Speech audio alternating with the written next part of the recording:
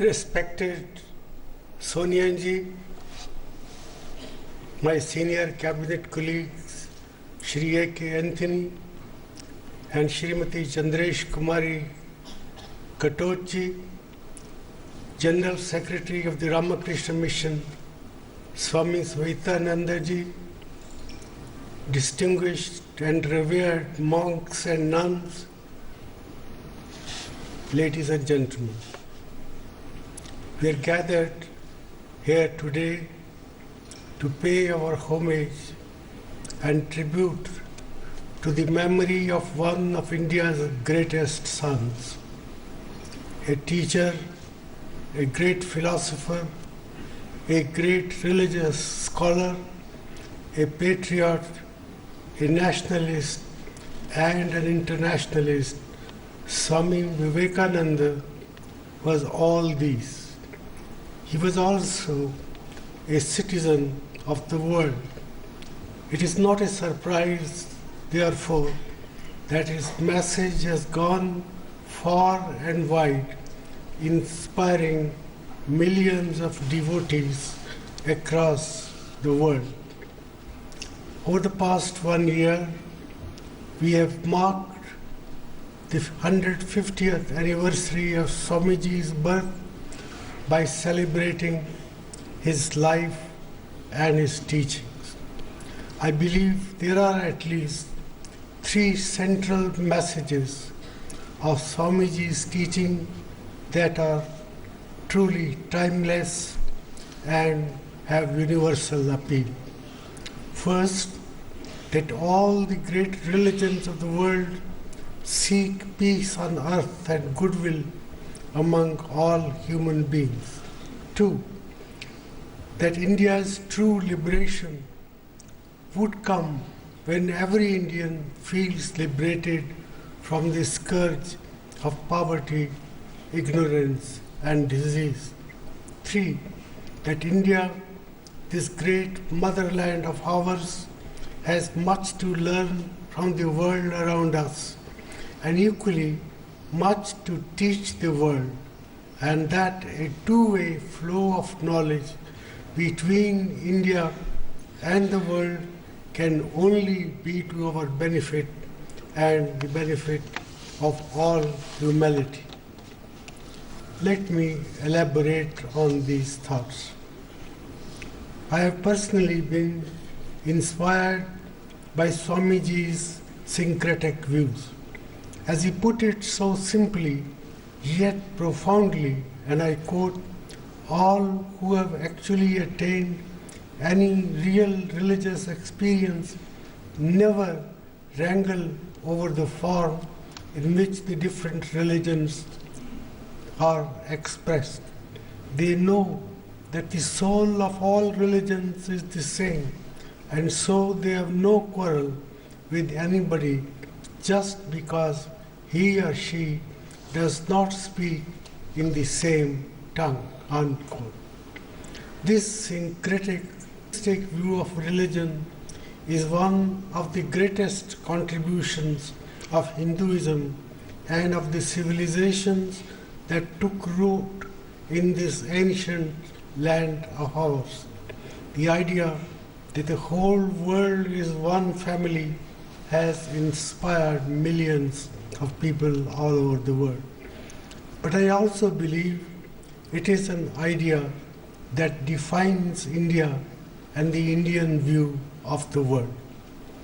In his historic and famous address to the World Parliament of Religions in Chicago in 1893, which one observer described as human eloquence at the highest pitch, Swami Vivekananda said that sectarianism, bigotry and fanaticism have long possessed this beautiful earth. They have filled the earth with violence, drenched it often and often with human blood, destroyed civilization and sent whole nations to despair. Had it not been for these horrible demons, human society would be far more advanced than it is. now, unquote. Swami Vivekananda expressed the hope at the World Parliament of Religions that the bell that tolled this morning in honor of this convention may be the death knell of all fanaticism, of all persecutions with the sword or with the pen, and of all uncharitable feelings between persons wending their way to the same goal, unquote.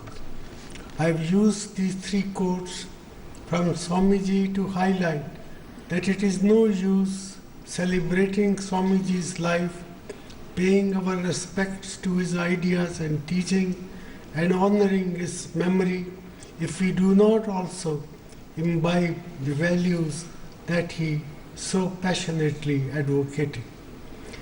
His truly great message for us, which is of great relevance to our country and our subcontinent, was that true religion and true religiosity cannot be the basis of hatred and division, but of mutual respect and tolerance for the faiths and beliefs of all. Ladies and gentlemen, I believe Swami Vivekananda's second important contribution to modern India was to stir the minds of fellow Indians and inspire them to seek freedom and a life of dignity.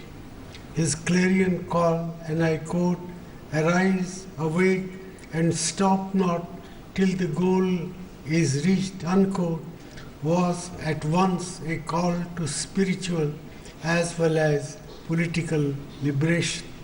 While promoting the idea of the oneness of all religions, Swamiji promoted with equal zeal the idea of the equality of all human beings.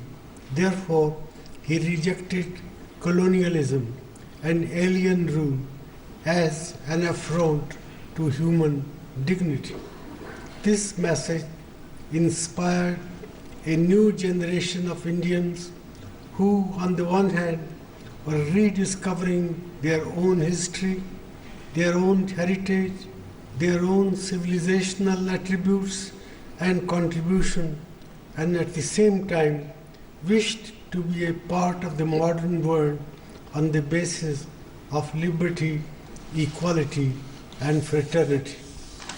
Finally, ladies and gentlemen, let me draw your attention to the third key message of Swami Vivekananda, which has inspired millions of people and has shaped my own thinking about India and the world and about Indians and the world.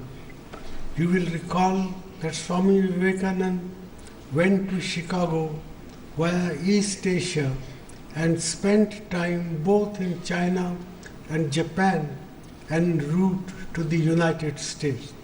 He was truly inspired by what the people of China and Japan were trying to do in pursuit of their own national development. Swamiji was particularly inspired by the patriotism and the pursuit of modernity by the people of Japan. The combination of national pride in their cultural inheritance, and at the same time true commitment to learning from the world of modern science and technology that he saw made a deep impression on him. Reflecting on his visits to China and Japan, Swamiji once said, and I quote once again, "With all my love for India and with all my patriotism and veneration for the ancients, I cannot but think that we have to learn many things from other nations.